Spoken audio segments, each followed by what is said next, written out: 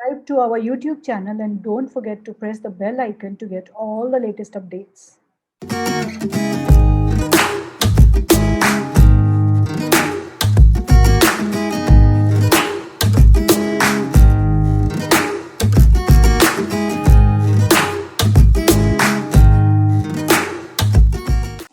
Hello everyone, my name is Hemant and I welcome you all to the Inkpothub media. Today we have a scholar from an institution that I respect a lot because it has come up with the courses that are very relevant for the industry. One of it is in the healthcare, the PG program and the FPM. Another one is data analytics. It is none other than the Goa Institute of Management. And from GIM, we today have Ms Radhika KR. She is an FPM scholar in the area of marketing at GIM. With more than 14 years of work experience, she has a degree in commerce, then an MBA, and then a degree in retail. She has worked in industry for close to 9 years, and after that, she has worked in the area of academics. We are so glad to have you, ma'am.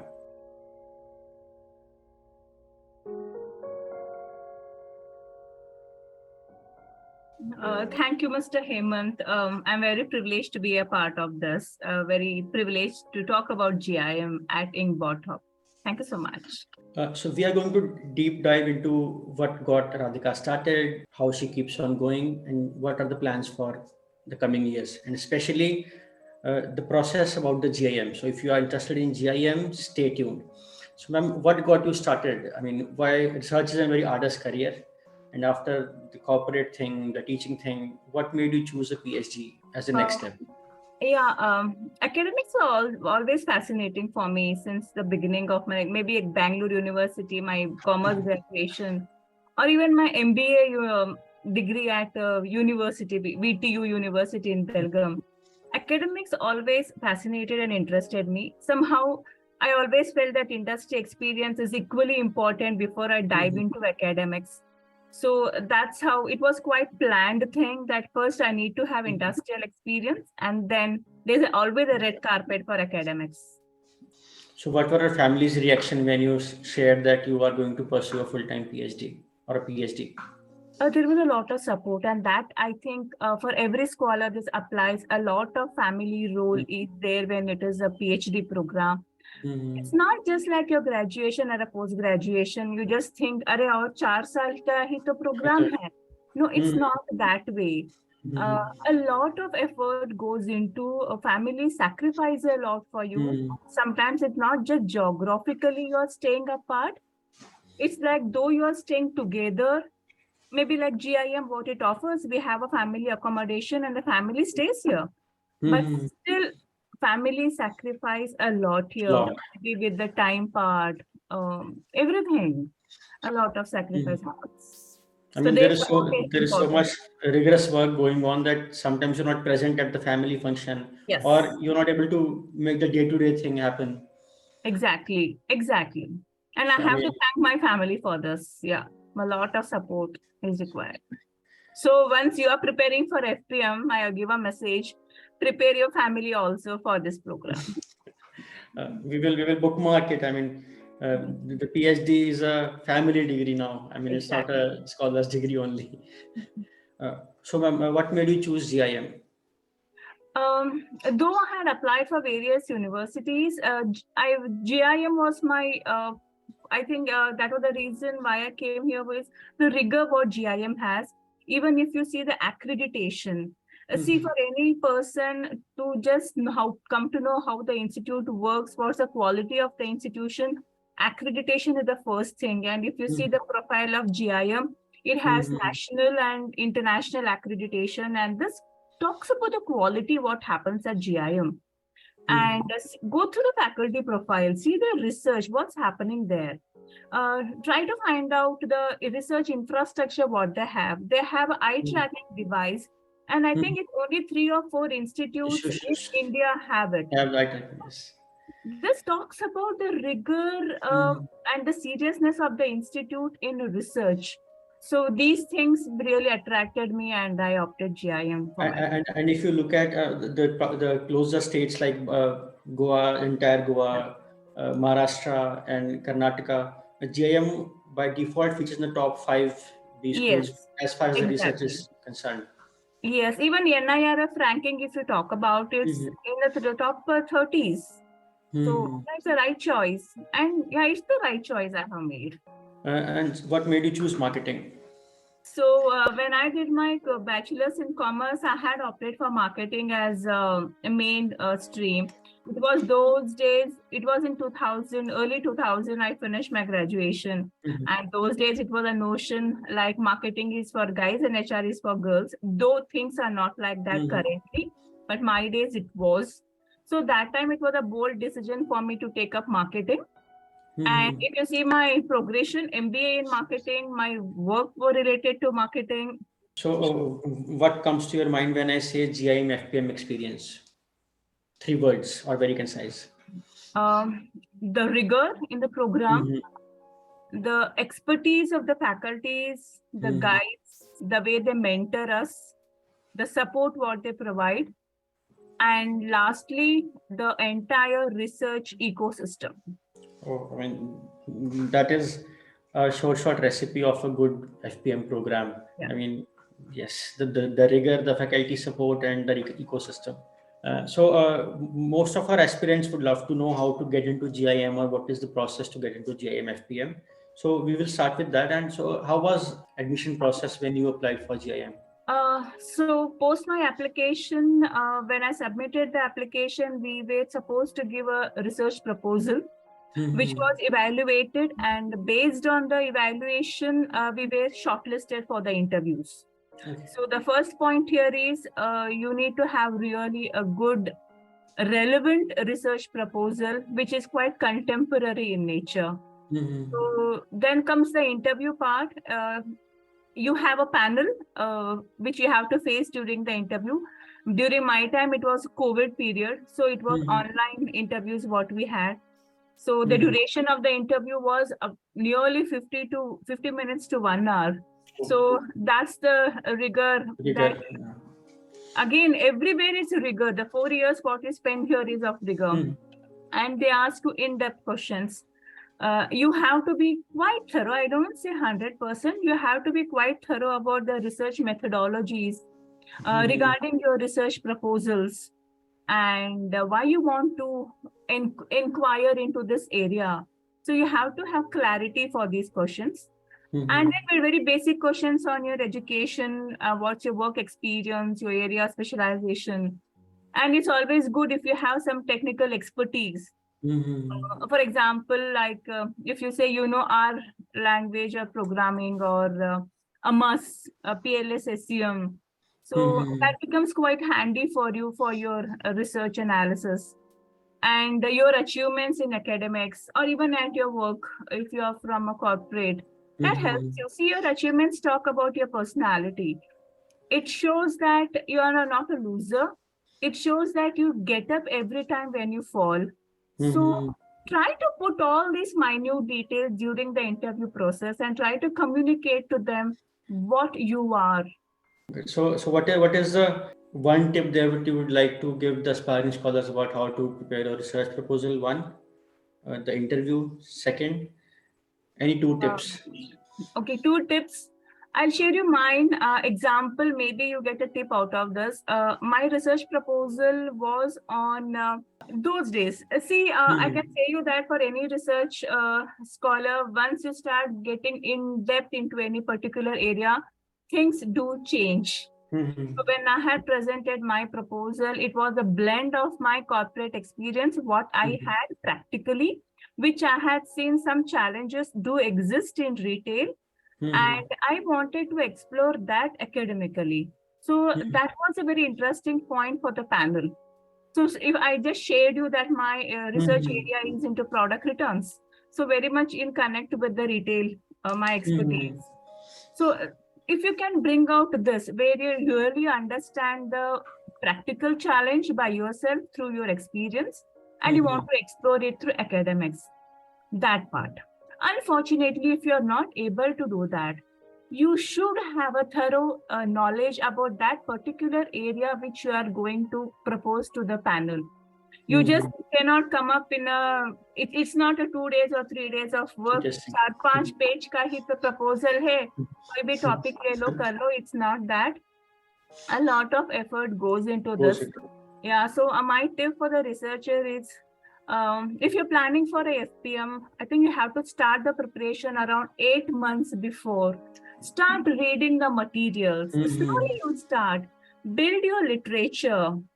Try to find out what are the challenges there. No, make a note of it. So there is 8 months of effort behind any proposal, and that would be a winning proposal, I can say that. Great. And for the interview thing? Interview, be prepared whatever you have proposed. You have to be very, very thorough.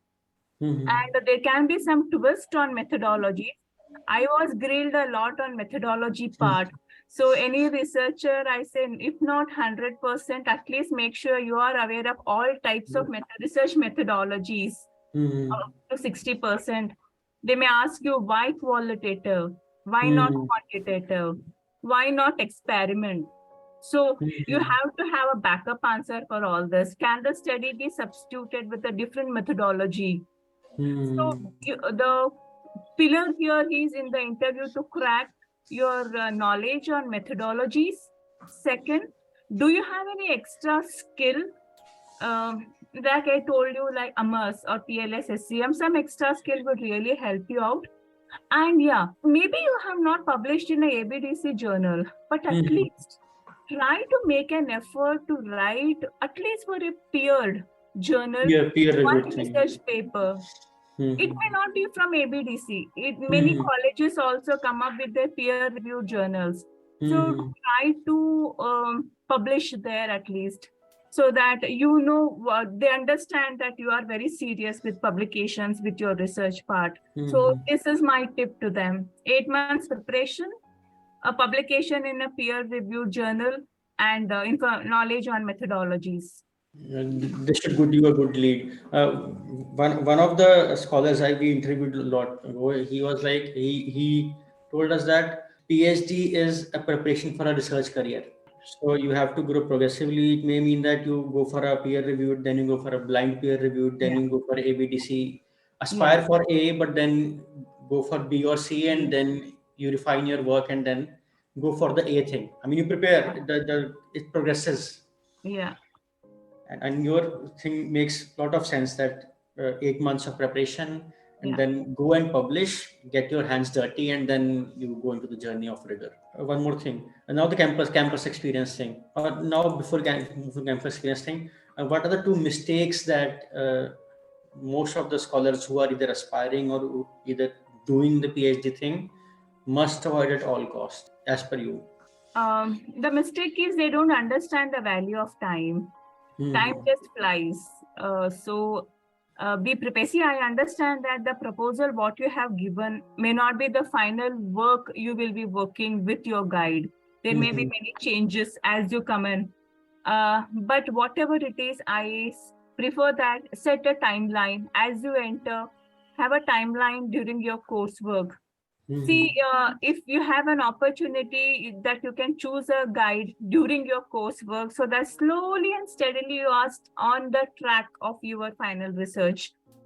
So yeah, for me, the main important thing is your timeline. Have a proper timeline slot, because it's very difficult to complete a research in time of 4 years.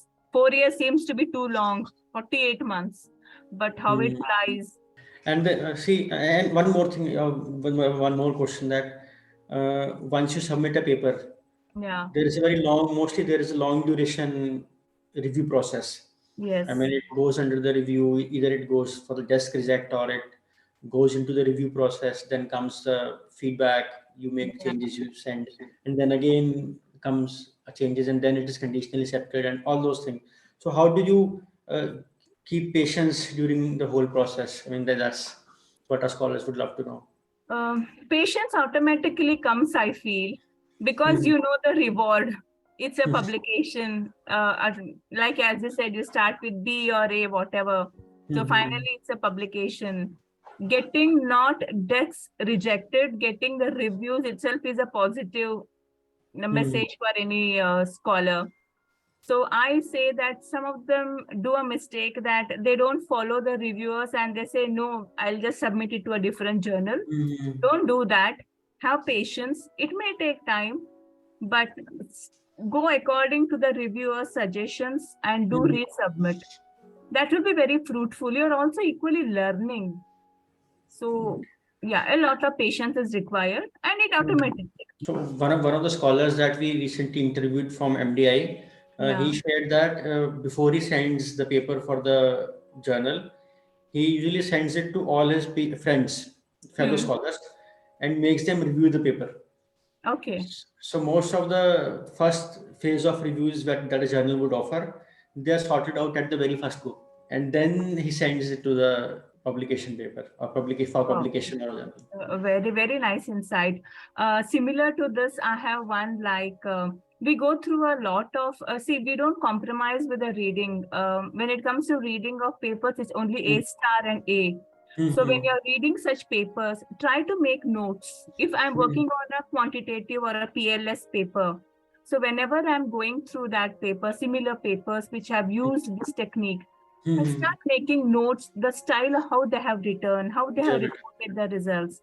So when you are writing it, you are on par with A star A journals. So automatically your quality is of a top. Quality and likelihood of publication increases. So now we move on to the campus experience thing. This is my favorite section because I personally love GIM. I have been there. Why I love this is because this is one of the most beautiful campuses around. Yes, I second. So now for our scholars, it's mostly a question that what kind of facilities will we get, what kind of thing. So I usually talk to them and say that if you end up going to, people aspire to go to Goa for a vacation, but if you are into GIM, your vacation is a year-long, 4 years long thing. So the imagery is the balcony room you open. You are going to see the best of what nature has to offer. So tell me about your experience at GIM as a scholar and as a resident. Okay. So first as a resident, I'll tell you, because that was as you told me, that was the first thing which really attracted when I entered the campus. I forgot I am a scholar. I started enjoying the beauty of GIM. It's a must visit campus for anybody. At least one time they have to make a visit. So it's very beautiful. It's in the a hilltop on the Western Ghats. And Western Ghats is considered as the most beautiful green Ghats in India. So if you see the versatile vegetation, what we have, the trees, the type of flowers, fauna, flora is beautiful. The second part, though Goa is humid and very hot in nature, but because we are in the midst of Western Ghats, GIM is comparatively cool and good throughout the year.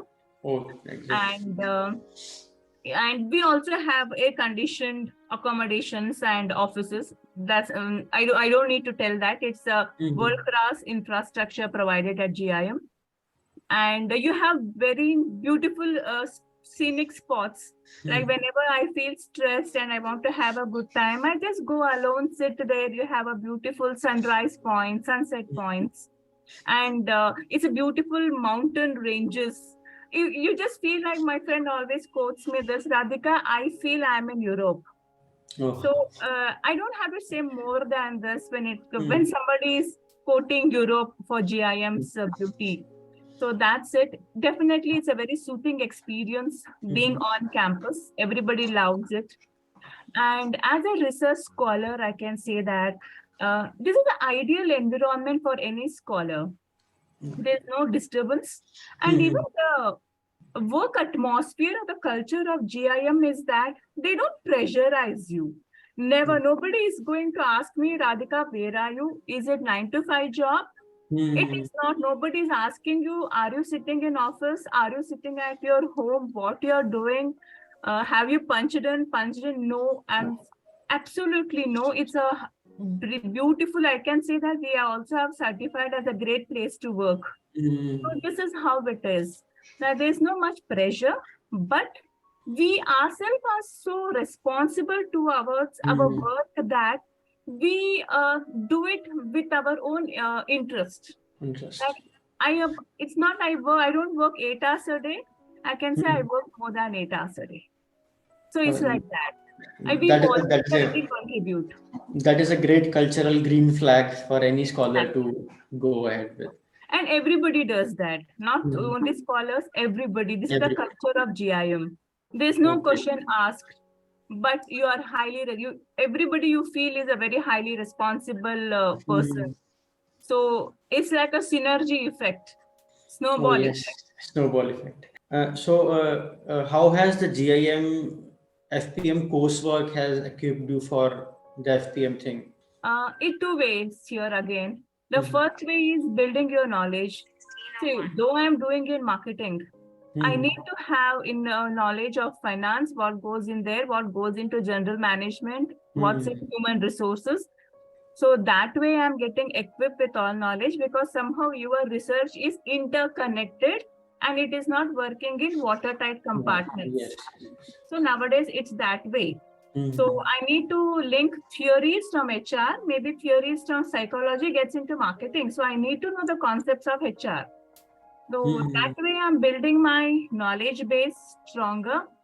And GIM also trains us on the required skill for FPM, like your methodology, the skills required. Like recently finished our experimental course, how to design an experimentation in social science using eye tracking devices. So such trainings are always happening. And you're constantly having workshops with like Naresh Malhotra, very renowned personality. Marketing research. Yeah. So you work with them, you are in touch with them, you get inputs from such people. So that's how the coursework exposes to you. And secondly, see, when you are at such an institute, you are taking some courses are with PGDM students right now. So you also understand what quality of students are coming into top tier B schools. And tomorrow you are also facing them. You will be on the other stage of the podium, right? You have to teach them. So you understand the student psychology being with them. So that way also you are learning how to teach them, what kind of audience you have. You are well aware of it. So that two things happens in a coursework.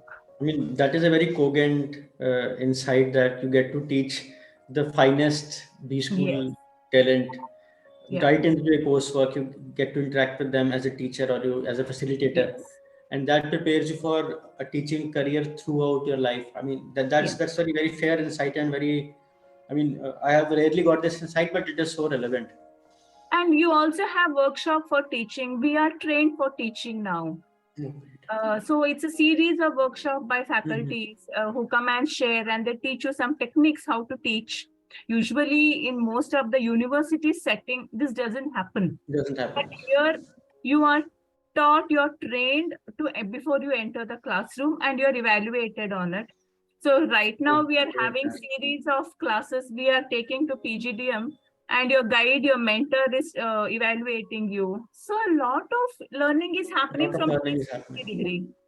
Oh, great! I mean, this is great. This is something which GIM is doing exceptionally well and very differently. What is your ideal work day like?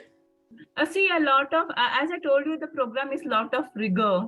Most of the things we read, it's not physical work, but mental work. So your mental health has to be taken care, and it's at the most high level priority. So my day starts with 5:45 with my 6 to 7 kilometers of walk and exercise. And just imagine at the midst of Western Ghats, early morning walk, or you're running and you're meditating and the birds. So it's a beautiful experience, and that gives me energy for the entire day. And yeah, that's how it starts. And though I told you we don't have a culture of 9 to 5, I myself follow this because there has to be some systematic thing in the life of a scholar. I can take this privilege once I attain a professor level at the end. But right now, though they have given me the liberties being given to me, I cannot misuse it. So my schedule is 9:30 to 5:30 or 6 o'clock. I work continuously. I go to my office. I am working there, and just divide the work on priority basis. And 6 o'clock, it's a close. I close.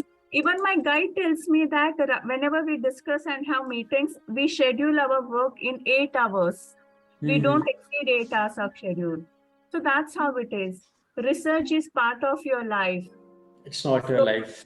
Yeah, it's not your life. So after 6, it's my family time, my friends' time, going out. It's always there. But 8 hours is full 8 hours. Yeah. So, what is your favorite campus hangout spot? We have a beautiful sunrise point. So next time you're here, I'll take you there. It's a beautiful place. Sure. In the mid of mountains, the sun rises early morning, 7 o'clock nowadays. Yeah, that's my favorite point. So you have been an avid learner and a scholar. Any time management productivity tips for our aspiring scholars? Always plan. Though the research or everything in research seems to be like, इतना ही तो है, इतना ही तो लिखना है, इतना ही तो data collection है. So no, it's not itna hi. It takes a lot of systematic planning and execution. So take it very, very seriously. Even I can share you that when I write for papers or my cases, at this stage, just writing one paragraph sometimes take me half a day. So this is how it is. It's not like 15-20 minutes you finish off. At least I have not come to that level. So for me, time is very, very important. So plan out everything properly, have your proper timelines, read thoroughly. Reading is very important. And your expertise in methodologies is very important. And be a versatile researcher. This is my final tip to any research scholar. Just don't say that I fear numbers, I want to do qualitative only, or I'm good with numbers, I don't want to do with qualitative. This is my guides and also our director's message. They always keep telling that the industry requires versatile people. You should be good at case writing, a good qualitative, quantitative, and experimental researcher. So be versatile, be open for all. Great. Now we move on to the rapid fire thing. If not a researcher, what would you have been? Maybe today a regional or a national manager in retail. An early morning ritual or a routine which you cannot start your day without. Walking, running, exercise. A must-have item on your work desk. Every day my day planner. What do you do when you feel stressed and overwhelmed? Listen to music. Which song is on your playlist? Today it's Jagjit Singh. What is your latest purchase to increase your productivity? Though quite late, it's my year diary, which I purchased yesterday. In fact, every year I get from my bank, a friend who is in bank. This time cost cutting happening, so she couldn't manage one. I bought yesterday. Okay. Your favorite book? Marketing management. The favorite movie that you can watch a number of times? 3 Idiots. Your favorite quote that keeps you motivated? Take life as it comes. That is a great insight to end the conversation with. So friends, that was Ms Radhika KR, the research scholar in the area of marketing from the prestigious, pristine, and the most beautiful Goa Institute of Management. Hope you had fun, and you can keep logged in for more videos on preparation, scholar insight, and more into what a scholar goes through. It's great to see you all here. Thank you for watching our work. If you have not subscribed to Inkpothub Media, then please hit the bell icon and subscribe to our channel and support research celebrations in India.